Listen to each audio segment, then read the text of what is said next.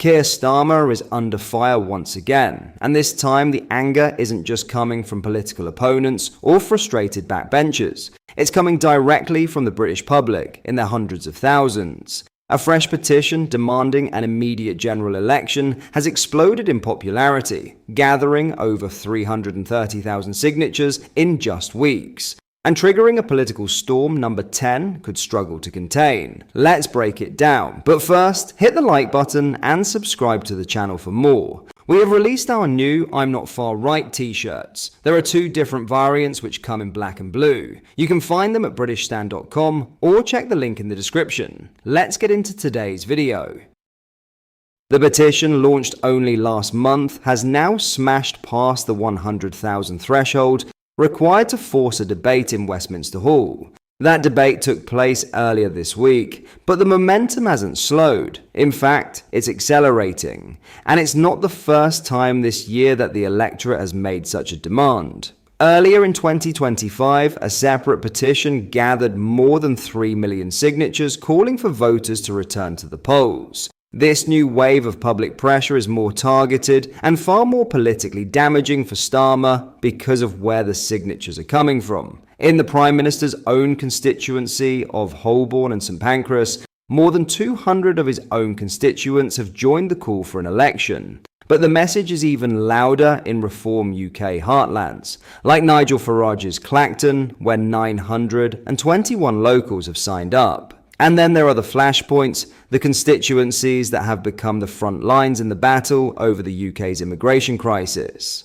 Epping has seen 1,190 signatures, and Fareham and Waterlooville has recorded 1,082, both areas that have been rocked by ongoing protests against migrant hotels in recent weeks. The message from these communities is clear. They want change, and they want it now. It's worth remembering the UK only went to the polls just over a year ago. But since walking into number 10, Starmer's political honeymoon has been short-lived. His government has faced a litany of controversies, from the proposed cuts to the winter fuel payment to the introduction of the so-called tractor tax, both of which ignited fury among voters. The first petition, calling for a general election fueled by those controversies, tapped into a deep well of public dissatisfaction. But the situation has only worsened for Starmer since. Opinion polls now show Reform UK overtaking Labour to become Britain's largest party. And, crucially, they've been ahead for 79 consecutive polls.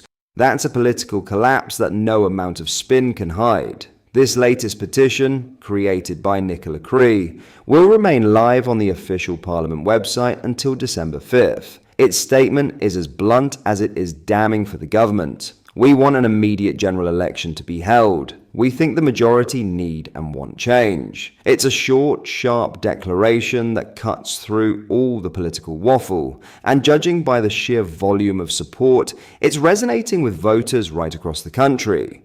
The question now is whether Starmer can ignore such a public outcry, or if the political pressure will force his hand. Petitions may not be legally binding, but in politics, perception is power. And right now, the perception is that the British public has lost confidence in this government barely a year after handing them the keys to Downing Street. With reforms surging, protests continuing, and petitions piling up, Starmer finds himself in the middle of a political firestorm, one that could decide the timing of Britain's next election, and perhaps even the fate of his premiership.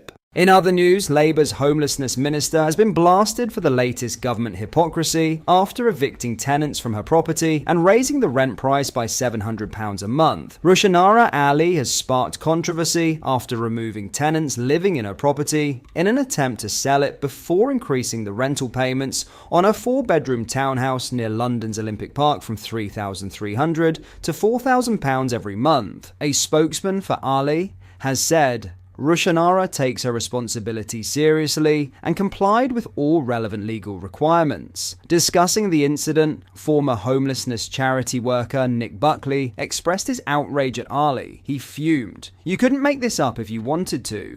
Out of all the ministers who could do this, it's the homelessness minister."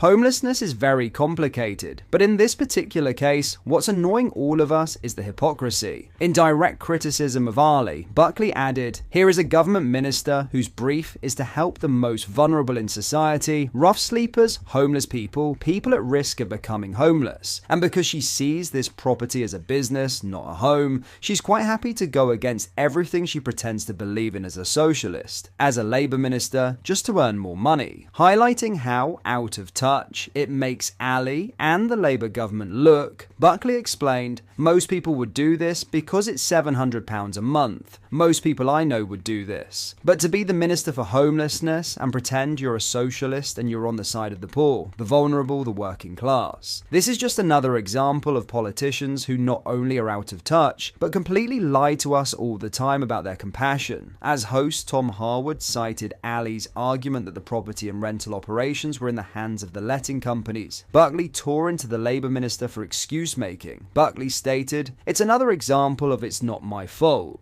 I pay this company to look after my property, and they may abuse, they may assault my tenants, but it's not my fault, is it? Because it's not me. This is just excuse-making. That company works for her, they take direction from her. And let's say it's all true what she said. Let's say she put the house for sale, and it didn't sell for whatever reason. I'll tell you why it didn't sell. She was asking too much money. Because she's a socialist who believes in capitalism. That's what she is." Buckley concluded, "So the house didn't sell, and she just puts it back on the market. It's quite lucky, isn't it? Isn't it quite lucky that you put it back on the market to rent, and there's a £700 increase in the rent? Isn't that lucky? I'll tell you what, I'd like to be as lucky as her." The incident has reignited a wider debate about political integrity, personal accountability, and the disconnect between elected officials and the people they are meant to serve. For many, the idea that the very minister responsible for tackling homelessness is increasing rent on a property she owns by a staggering £700 a month feels like a betrayal of the values she and her party claim to represent. Nick Buckley's scathing assessment has only added fuel to the fire, highlighting what he sees as a glaring example of hypocrisy within government. His criticism reflects a growing frustration among the public that politicians too often say one thing in public while doing the exact opposite behind closed doors. In Ali's case, the optics are particularly damning. As the homelessness minister, her role is supposed to center around protecting the most vulnerable, yet her actions, some argue, reflect a prioritization of profit over principle. While Ali's spokesperson insists that all legal requirements were met and that letting agents handled the process, critics remain unconvinced. What are your thoughts on what we discussed in today's video? Let me know down in the comments section below. If you've not yet already, make sure you do drop a like on this video and subscribe to the channel for more British content. Thank you, take care, goodbye.